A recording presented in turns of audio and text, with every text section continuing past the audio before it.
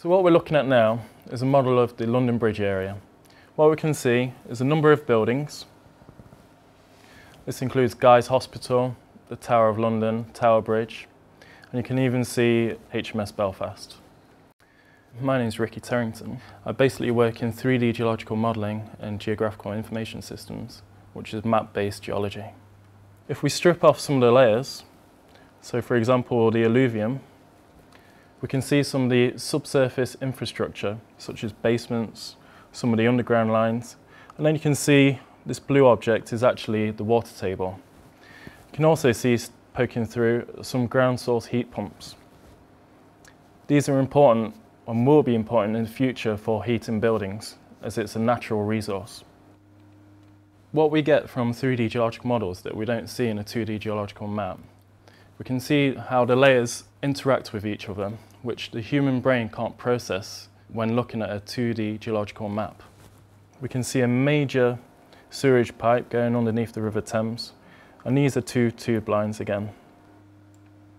In the year 2000, this kind of work wasn't being done because graphics cards and computer speeds weren't up to scratch.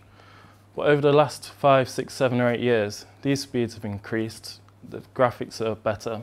We're able to show and visualise 3D geological models. At least 80% of the UK population live in these kind of areas, so we need to be able to show the hazards, the geohazards as we like to call them, the geological hazards that exist in these areas. We can also see where we would like to extract resources. So if we would like to extract some of the sands and gravels, as you can see here, this is another river terrace deposit. We might like to extract some of that for industry. 3D enables people who don't understand geology to understand geology.